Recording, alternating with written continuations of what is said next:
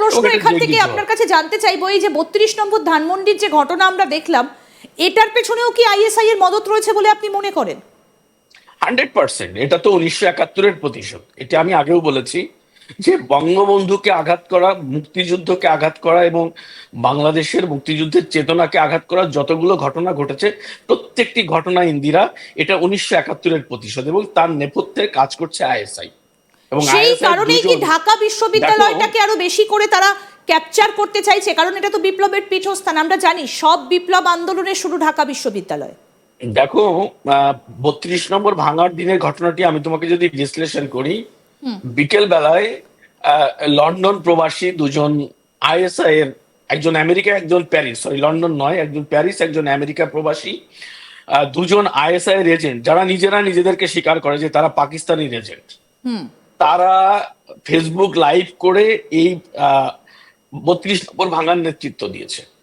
এবং বাংলাদেশের যারা এখনকার উপদেষ্টা, তাদের মধ্যে সজীব ভুইয়া, যার আসিফ, সজীব মাহমুদ ভুইয়া এবং নাহিদ ইসলাম, দুজন সমন্বয়ক, একজনের নাম হচ্ছে আব্দুল্লাহ, হাসনাত আব্দুল্লাহ, এবং একজন সাদরিজ ইসলাম, তারা কিন্তু 32 নম্বর ভাঙার জন্য ফেসবুকে তারা স্ট্যাটাস দিয়েছে, মানুষকে আহ্বান জানিয়েছে এবং কিভাবে কি আসবে, কারা ভাঙবে, কিভাবে নেতৃত্ব দেবে।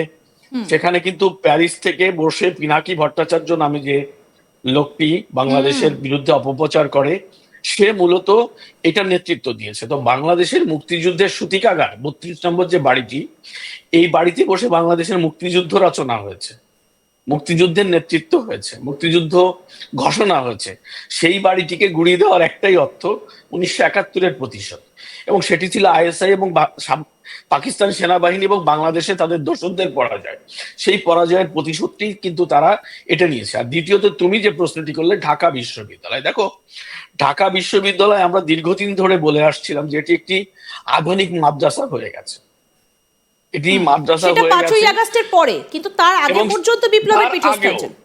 তার আগেও ছিল, কিন্তু আমরা সেভাবে ওটাকে অবজার্ভ করতে পারিনি, কারণ তখন মানুষের, যেহেতু একটি রাষ্ট্র ক্ষমতা একটি সেকুলার, তুলনামূলক সেকুলার সরকারের হাতে ছিল, যে কারণে ভয় ভীতি বা নানা কারণে তারা মুখ খুলতে পারেনি। কিন্তু দেখো 5 আগস্টের পরে যেভাবে জামাত শিবিরের, মানে জামাতের ছাত্র সংগঠন শিবির, হিজবুত তাহরির, জঙ্গি সংগঠনগুলো যারা নিষিদ্ধ, তারা যেভাবে মাথা তুলে দাঁড়ালো, যেভাবে কথা বলা শুরু করলো এবং যেভাবে তারা কর্মকাণ্ড করছে ঢাকা বিশ্ববিদ্যালয় কেন্দ্রিক, এটা ধরে নেওয়া যায় যে ঢাকা বিশ্ববিদ্যালয় এখন তাদের দখলে। ঢাকা বিশ্ববিদ্যালয় যে বিপ্লবের সূতিকাগার, সেই বিপ্লব যে অর্থে বিপ্লব, আমরা বিপ্লব শব্দটা যে অর্থে ব্যবহার করি সেটা না, এটা জাস্ট জিহাদ। ঢাকা বিশ্ববিদ্যালয় থেকে যা পরিচালিত হচ্ছে, এটা জিহাদি কর্মকাণ্ড। আচ্ছা, অর্থাৎ ঢাকা বিশ্ববিদ্যালয় পরবর্তী একটা ঘাঁটি হিসেবে গড়ে উঠছে। দাদা, আপনার কাছ থেকে একটু জানতে চাইবো যে এই যে ট্রেনিংগুলো হচ্ছে, কোথায় কোথায় এই ট্রেনিংগুলো দিচ্ছে আইএসআই? ঘাঁটিগুলো কোন কোন জায়গায় গেড়েছে? একটা ঢাকা ক্যান্টনমেন্টের ভেতর সেই রকম একটা খবর সূত্র মারফত আমাদের কাছে এসেছিল, আর কোথায় কোথায়? আইএসআই, আমি যে কথা বললাম যে সামরিক বা সেনা, বিমান বা নৌবাহিনীকে প্রশিক্ষণ তো তারা ক্যান্টনমেন্টে বা সামরিক ছাউনিতেই দিচ্ছে, এটাই স্বাভাবিক। কিন্তু এর বাইরে দুটি বিষয় আমাদের চোখে পড়েছে, যে টাউন, মানে শহর নিরাপত্তা রক্ষার জন্য আনসার বাহিনীকে দিয়ে একটা ছাত্র সমাজকে প্রশিক্ষণ দেওয়া হচ্ছে। এবং সর্বশেষ ডক্টর মোহাম্মদ ইউনূস একটি তথ্য ফাঁস করেছেন, বাংলাদেশের তুমি জানো 64টি জেলা রয়েছে, এই জেলার যারা কর্ণধর, district magistrate, district commissioner, sorry, এই ডিস্ট্রিক্ট কমিশনারদের একটি কনফারেন্সে ডক্টর মোহাম্মদ ইউনূস বলেছে বাংলাদেশের তরুণদের সামরিক প্রশিক্ষণ দিতে হবে। হঠাৎ করে বাংলাদেশের এমন কি বিপদ পড়লো বা এমন কারা সামনে এসে পড়লো যে তাদেরকে সামরিক প্রশিক্ষণ দিতে হবে? তো সামরিক প্রশিক্ষণ দিতে হবে শুধুমাত্র, শোনো, এই মুহূর্তে পৃথিবীতে যে রাষ্ট্রগুলো ডক্টর মোহাম্মদ ইউনূসকে সমর্থন করতো, তারা ভীষণভাবে ক্ষিপ্ত। তারা বুঝে ফেলেছে ডক্টর ইউনূস একটি পাপেট সরকার, তাকে পরিচালনা করছে জঙ্গি গোষ্ঠী এবং তার নেপথ্যে বিশ্বের স্বীকৃত সন্ত্রাসী সংগঠন, স্বীকৃত জঙ্গি ইন্টেলিজেন্স এজেন্সি আইএসআই। এই এবং ডোনাল্ড ট্রাম্প ক্ষমতায় আসার পর, তিনি শপথ গ্রহণের পর এবং রিসেন্টলি যে ধরনের তথ্য ফাঁস হচ্ছে, সেই তথ্য থেকে কিন্তু স্পষ্ট যে 5ই আগস্টের পরে বাংলাদেশে যা হয়েছে, এটা জঙ্গি হামলা হয়েছে। তো সেই জঙ্গি হামলাকে মোকাবেলা করে বাংলাদেশে ফেরার চেষ্টা করছে আওয়ামী লীগ বা মুক্তিযুদ্ধের সপক্ষের শক্তি। তাদেরকে প্রতিরোধ করার জন্য মূলত এই ধরনের প্রশিক্ষণ বা এই ধরনের কর্মকাণ্ড পরিচালনা করা হচ্ছে। ঠিক দাদা, আপনি আমাদের সঙ্গে থাকুন। একটা দেশে যখন আরেকটা দেশের কোনো আইএসআই হোক বা অন্য যে কোনো দলই হোক না কেন, তারা যখন দেশের মধ্যে এসে ট্রেনিং দেয় পুলিশ বা সেনা এইরকম লেভেলের কাউকে, তখন তো সেই দেশের ভূমিকা নিয়ে প্রশ্ন ওঠে, রাষ্ট্রপ্রধান তাহলে কি করছেন সেই সব নিয়ে প্রশ্ন ওঠে। দাদা, একটা প্রশ্ন, তাহলে তো মোহাম্মদ ইউনূসকে বাংলাদেশ থেকে তো যে কোনো মুহূর্তে আইএসআই ছুঁড়ে ফেলে দিতে পারে, কারণ তাদের উদ্দেশ্য ছিল যেন তেন প্রকারেণ বাংলাদেশের ক্ষমতা দখল করা। তাহলে কি এবার পরিস্থিতি সেই দিকেই এগোচ্ছে? এটি অস্বাভাবিক কিছু নয়, কারণ ডক্টর মোহাম্মদ ইউনূস কোনো পলিটিক্যাল পার্সন নয়। তার গ্রামীণ ব্যাংক বা এই গ্রামীণ টেলিকম এইসব পরিচালনার বাইরে তার কোনো সাংগঠনিক কাঠামো নেই। তো গ্রামীণ ব্যাংক বা এই প্রতিষ্ঠানটি যে পরিচালনা হয় সেটি একটি শুধুমাত্র অর্গানাইজেশন।